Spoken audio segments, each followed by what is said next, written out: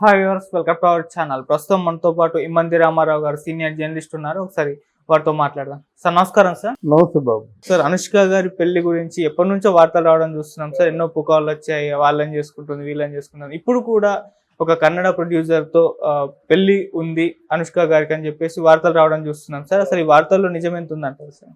వార్తలో నిజం లేదండి. ఆవిడ చెప్పింది కదా, ఇప్పటికే నాకు 10-12 పెళ్ళిళ్ళు చేస్తారు, ఇంకెన్ని పెళ్ళిళ్ళు చేస్తారని చెప్పేసి. నిజానికి అనుష్క పెళ్లి గురించి రకరకాలుగా అనుకుంటే ఇప్పుడు ఆవిడికి మనసులో ఉండాలి. కానీ రాఘవేంద్రరావు గారు కూడా కొడుక్కి ఇచ్చి పెళ్లి చేస్తే బాగుండు అనుకున్నారు. ఆ మాట అనడం కూడా జరిగింది. అంటే మనకి ఈ పుకార్లన్నీ నిజం కాదు. జనరల్గా ఏదో వాళ్ళకి ఇలాగైతే బాగుండు, వీరిద్దరూ జంటగా ఉంటే బాగుండు అన్నారన్నమాట. ఎవరిద్దరు జంటగా ఉంటే బాగుండు?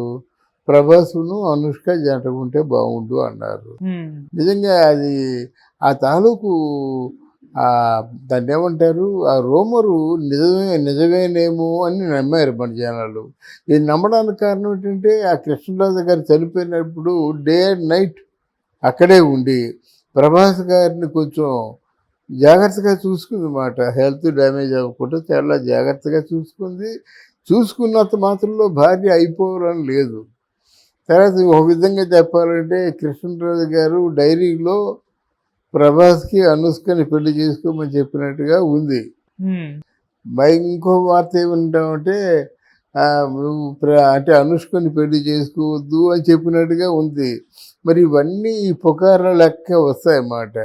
మరి ఒక విధంగా మనం కూడా నమ్మడానికి కారణం ఏంటంటే, ప్రభాస్నే ఎక్కువగా నమ్మామన్నమాట. ఎప్పటికైనా ప్రభాసే అనుష్కని పెళ్లి చేసుకుంటాడు అని అనుకున్నాం. అలాగే అసలు బిగినింగ్లో ఎవరు గోపీచంద్ కూడా అనుష్కతో చాలా మంచి గట్టి ఫ్రెండ్షిప్పే ఉంది అని చెప్పాడు. కొంచెం రొమాంటిక్గా కూడా చాలా బాగా యాక్ట్ చేస్తుండేది అన్నమాట. అందరూ ఆశ్చర్యపోయేలాగా యాక్ట్ చేస్తుండేది అన్నమాట గోపీచంద్తోని. ఒక విధంగా గోపీచంద్కి ప్రభాస్కి అంత సన్నిహితమైన సంబంధాలు, ఫ్రెండ్షిప్ ఉండడానికి కారణం కూడా అనుష్క అనుకుంటాను. బహుశా వాళ్ళ ముగ్గురు ఫ్రెండ్స్ కావచ్చు. కానీ ఇక్కడ ఏంటంటే, అనుష్క కొంతకాలం ఫారిన్ కంట్రీలో ప్రభాస్తో ఉండడం, కొంతకాలం వాళ్ళిద్దరూ కలిసి అంటే టూర్సు, హాలిడే ట్రిప్స్ వెళ్ళడం ఇట్లాంటివి జరిగాయి కనుక ఇది కొంచెం ఇంతవరకు స్థిరంగా వినిపించినటువంటి రూమర్ అన్నమాట. కన్నడంలో ఎవరో 42 ఏళ్ల వయసు వాడిని పెళ్లి చేసుకుంటుందంటే రేపే వస్తుంది. ఇదంతా నా మీద కుట్రతో చేస్తున్నటువంటి ఈ రూమరు. దీంట్లో ఏమాత్రం నిజం లేదు. ఇటువంటి నిజం ఏదైనా ఉంటే నేనే మీతో చెప్తానని చెప్తుంది అన్నమాట. మనం కూడా రేపు వినబోతుంది అదే చెప్తుంది. నాకు ఇంతవరకు అట్లాంటి ఆలోచన లేదు. చేసుకుంటే మీతో చెప్తా కదా, దాపరకు దేనికైనా అంటుంది. ఓకే, అది సార్. అంటే మరి ఈ వార్తలు అసలు ఎందుకు పుడుతున్నాయి, ఎలా పుడుతున్నాయి అంటారు సార్? వార్తలు ఇప్పుడు సోషల్ మీడియా చాలా ఉధృతంగా పెరిగిపోయిందండి. ఆ మీడియా సస్టైన్ అవ్వాలంటే ఏదో కొన్ని ఛానల్స్ పేరు చెప్పను, లేని వాటిని చెప్పేస్తారన్నమాట. మనకి ఎంత గుండె ఆగిపోయే వార్తలు కూడా చెప్తారన్నమాట. రమాపురం మరణం, అలాగే ఎవరో బతుకుంటుండగా చాలామందిని చంపేశారన్నమాట. ఇది నిజం కాదు. కానీ ఇట్లాంటి ఉండడం వల్ల వాళ్ళకి ఎటువంటి ఆనందం, పైశాచిక ఆనందం పొందుతారో తెలియదు. కానీ ఇది ఫేక్ వార్తలను పుట్టిస్తారు. దానివల్ల ఏదైనా కొంచెం ఆ టీఆర్పీ రేటింగ్ వస్తుందేమో అనేటువంటి ఆలోచన. సరే, మరి ఈ వార్తలపైన ఇప్పుడు అనుష్క గారు ఏమన్నా రెస్పాండ్ అయ్యి చెప్తారంటారా సార్? తప్పకుండా రెస్పాండ్ అయ్యి చెప్తారన్నమాట. ఆవిడ పెళ్లి చేసుకుంటున్నది ఒకరినైనప్పుడు ఎవరికో లింక్ పెట్టినట్టయితే ఎందుకు ఊరుకుంటుంది? ఎవరొకరు అంటే దగ్గరలో ఉన్నట్టయితే అనుష్కను అడుగుతారు, ఏమో ఇట్లాంటి ఈ వీడియో వైరల్ అవుతుంది, దీని గురించి మీరేమంటారని. అప్పుడు చెప్తుంది మాట, నాకు 10-15 పెళ్ళిళ్ళు చేస్తారు, ఇది 20వ పెళ్ళి మొదలు పెడుతుంది అన్నమాట. సార్, జూనియర్ ఎన్టీఆర్ గారు రీసెంట్ గా ఒక టెంపుల్ కి అమౌంట్ ఇచ్చారు అని చెప్పేసి ఒక న్యూస్లు రావడం చూస్తున్నాం. సో వీడియోలు కూడా చాలా మంది ఎన్టీఆర్ గారి ఫ్యాన్స్ షేర్ చేయడం చూస్తాం, ఆ శిలాఫలకం పైన అలా పేర్లు ఉండడం చూసి. అసలు ఎక్కడ ఏ టెంపుల్కి ఇచ్చారు, దీనికి సంబంధించిన వివరాలు సార్? తూర్పుగోదావరి జిల్లా జగ్గంపేట దగ్గర భద్రకాళి సమేత వీరభద్ర స్వామి అనేటువంటి ఆలయానికి మరి ఆయనకి ఎలా మరి నమ్మకం కలిగిందో లేకపోయినట్టయితే మరి వాళ్ళ అమ్మకి ఏం చెప్తే అదే కదా. వాళ్ళ అమ్మ కూడా ఈ మధ్యకాలంలో తారక్ మీద ఏడ్చే వాళ్ళు ఎక్కువ అయిపోయారు. తారక్ తాలూకు అంటే సినిమాల్లో కూడా బాగా బిజీ అవ్వడం, సంపాదన పెరగడం, ఇవన్నీ వాళ్ళకు ఒక ఇన్నర్ ఫీలింగ్ ఉంటుంది కదా. ఇటువంటి పరిస్థితుల్లో అకారణంగా మన మీద నిందలు వస్తున్నాయి, ఎంతమంది శాపాలు పెడుతున్నారు, ఎంతమంది కుటుంబానికి దూరంగా ఉన్నామని అనుకుంటున్నారు అనేటువంటి ఆలోచనలతో వాళ్ళ వెళ్తే బాగుండు. భద్రకాళి సమేత వీరభద్ర స్వామి అంటే వాళ్ళే ఆపదల్లో ఉన్న వాళ్ళని రక్షించే స్వామి ఆయన. అక్కడ ఇద్దరు కూడా చాలా ఫోర్స్గా పనిచేస్తారు, భద్రకాళి కానీ వీరభద్ర కానీ. అందులోనూ తూర్పుగోదావరి జిల్లా కాకినాడ రాజమండ్రిలో ఆ వీరభద్ర స్వామి, వీరస్వామి ఇవన్నీ చాలా ప్రసిద్ధి మాట. ఎక్కువ పేర్లు ఉంటాయి, వీరబాబు ఇలా అన్నమాట. అదే వీరభద్రుని కూడా బాగా నమ్ముతారు అక్కడ. ఆ కారణం చేత ఒక 12.5 లక్షలు ఆయన ఆలయానికి ఇచ్చాడు. మరి నా ఉద్దేశం ఏంటంటే 12.5 లక్షలు ఆలయానికి ఇచ్చి ఏమాత్రం పేరు ఏమీ లేకుండా సైలెంట్గా ఉన్నాడంటే అది ఎలా బయటికి తెలిసింది? బయటికి తెలిసిందంటే ఎవరో ఒకరు చెప్పారు కదా. ఆయన చెప్పలేదు, పెద్ద ఫంక్షన్ చేసుకోలేదు, పబ్లిసిటీ చేసుకోలేదంటే ఈరోజు 12.5 లక్షలు చాలా తేలికైపోయింది.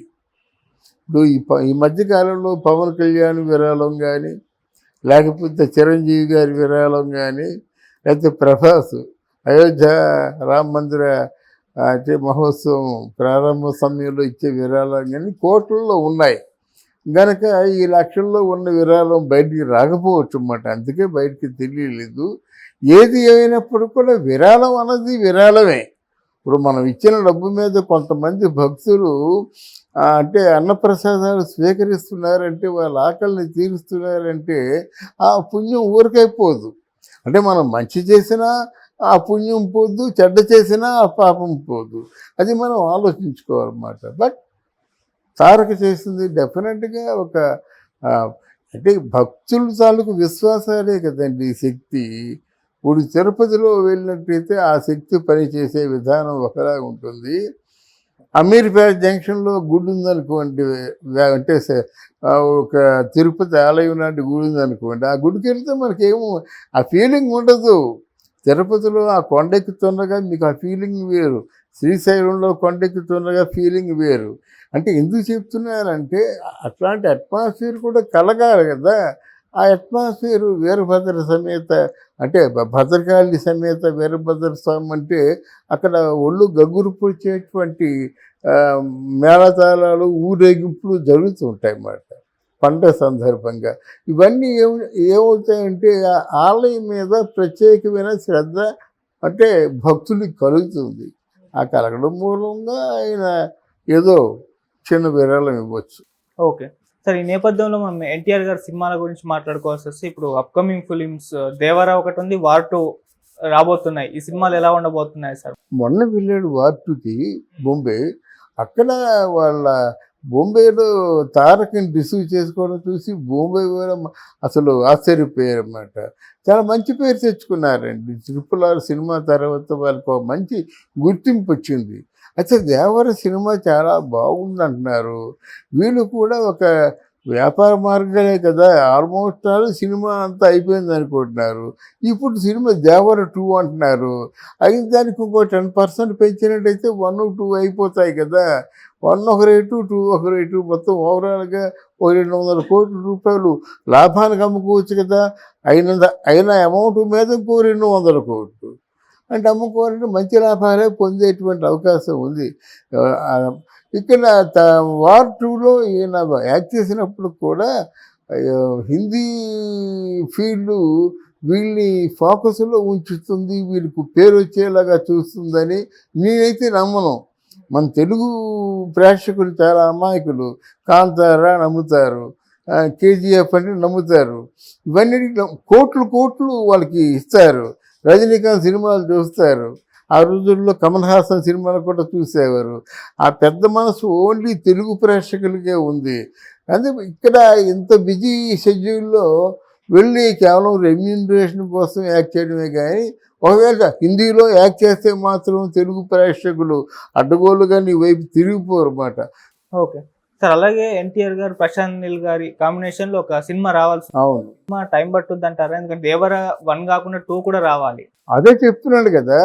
వీళ్ళు ఏం చేశారంటే 1 చాలా ఎక్కువ, అదే జరిగింది బాహుబలి కూడా. ఆల్మోస్ట్ లెంగ్త్ ఎక్కువైపోయిందండి. వాళ్ళు ఆలోచించుకుంటారు, దీనికి ఒక 10-20% షూట్ అయిపోయినట్టు 1, 2 అయిపోతాయి కదా, 2 బిజినెస్లు అవుతాయి కదా. వీళ్ళు రేట్ ఎంత చెప్తారు, ఒక సినిమాకి మినిమం 500 కోట్లు చెప్పారనుకోండి, ఇక్కడే ప్రాఫిట్ మొత్తం 500 కోట్లలోనూ 1, 2 అయిపోతుంది. ఇంకొక అడ్డగోలుగా 500 కోట్లు మిగిలిపోతుంది కదా.